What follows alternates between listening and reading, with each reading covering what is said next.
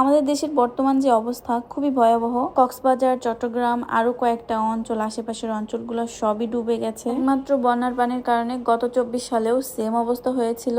এর সাথে তো আরো 3-4 দিন থেকে খুবই বৃষ্টি নেমে আছে। এই বৃষ্টির কারণেও শহরের রাস্তাঘাটগুলো পুরো ডুবে যাচ্ছে একদম, মানে কি বলবো। সেদিক দিয়ে আমরা রাজশাহীর মানুষ আলহামদুলিল্লাহ অনেকই ভালো আছে। জানি না আপনাদের মনে আছে কিনা 2024 সালের কথা, সেই দৃশ্যগুলো কিন্তু এখনো আমার চোখে ভাসে। এই বছরটাতেও একই অবস্থা। একটা মানুষ দুনিয়া ছেড়ে চলে গেছে, তাকে দাফন করার মতো জায়গা নাই, উপায় না পেয়ে ভাসিয়ে দিচ্ছে। এর থেকে হৃদয় বিতরক আর কি হতে পারে। মানুষ খাবার পাচ্ছে না, থাকার জায়গা পাচ্ছে না, এত কিছু হয়ে যাচ্ছে। ওইদিকে আমি কিন্তু এ পর্যন্ত কোনো বড় চ্যানেলে এই নিউজগুলো দেখিনি, অথচ বাহিরের দেশের ফুটবল নিয়ে আমরা কত মাতামাতি করছি, আর সেই নিউজগুলাই আমাদের দেশের বড় বড় চ্যানেলগুলোতে দেখাচ্ছে। আমাদের বাংলাদেশের মানুষের করুণ অবস্থা সেগুলা না দেখিয়ে ফুটবল নিয়ে সব মেতে আছে। আমি অনেক ক্ষুদ্র একটা মানুষ, আমি হয়তো তাদের ওখানে যে হেল্প করতে পারবো না বা টাকা পয়সা দিয়ে তেমন হেল্প করতে পারবো না, কিন্তু মন থেকে দোয়া করতে পারবো তাদের জন্য আল্লাহ এই করুণ অবস্থা থেকে বের করে নিয়ে আসে। বৃষ্টির কারণে আমাদের এদিকে পানি ওঠেনি, কিন্তু আমাদেরও খুবই খারাপ অবস্থা। আমার বাসার যে হেল্পিং হ্যান্ড,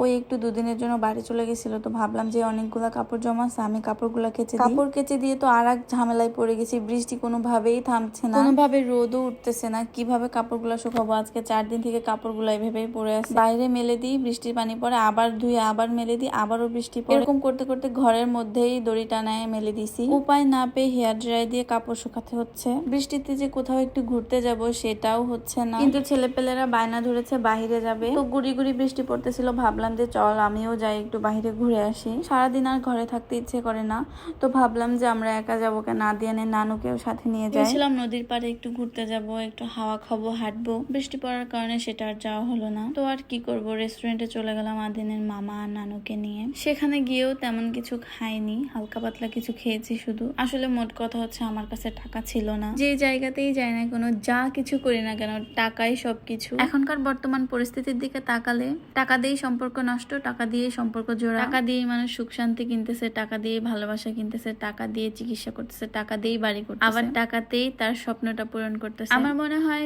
লাইফে যদি টাকা থাকে তাহলে আর কোনো কিছুরই অভাব থাকবে না, সবকিছু একসাথে পাবো। অনেকেই বলে টাকা দিয়ে ভালোবাসা কিনা যায় না। আরে ভাই, টাকা দিয়েই ভালোবাসা কিনা যায়। টাকা পয়সা না থাকলে ভালোবাসা জানলা দিয়ে পালায়, বড়রা বলে না, ওইটাই ঠিক। কিছুদিন হলো আমি সেটা হারে হারে টের পাচ্ছি। আমাদের সংসারে অভাব ঢুকেছে, তারপরে আমরা মানিয়ে গুছিয়ে আছি, কারণ এই অভাবটা বেশি দিন থাকবে না, কিছুদিন হয়তো থাকবে। আমি আবার আমার অভাবের কথা কাউকে বলি না, বললে আমাকে সবাই ট্রোল করবে, এর জন্য আমি চুপে যাই। চাইলে আমি হয়তো আমার অভাবের কথা তোমাদের কাছে শেয়ার করতে পারি। তোমরা মনে করো যে আমি অনেক অনেক সুখে আছি, না, মাঝখান থেকে আমিও কিছুটা অসুখী। এর পরের কোনো ব্লগে হয়তো তোমাদের সাথে শেয়ার করব। এখন তোমাদের সাথে একটা হাসির কথা শেয়ার করি। এটা হচ্ছে রেস্টুরেন্টে গেছি, খাইছি, টাকা শেষ। এখন রিক্সা ভাড়া দিব কি করে, বাসায় আসবো কি করে? ওখানে তো আদেনের নানু বাড়ি, আমি চাইলে তো ওই বাসাতে থেকে যেতে পারবো, যেহেতু আমার কাছে টাকা নাই। আদেনের নানু বলতেছে থাকো, যাওয়ার কি দরকার, কিন্তু এমনিতেই ঘন ঘন মায়ের বাড়িতে আসি, এত ঘন ঘন আসাও যাবে না, থাকাও যাবে না। এখন আর কি করার, আদেনের নানু রিক্সা ভাড়াটা দিয়ে দিল, আমরা পপু করে বাসায় চলে আসলাম। এই অচেনা শহরে এরাই চেনা মানুষ, এরাই আমার রক্তের মানুষ। হয়তো এদের সাথে আমার রক্তের কোনো কানেকশন নাই। মানুষ কথায় বলে না, আপন থেকে পরই ভালো।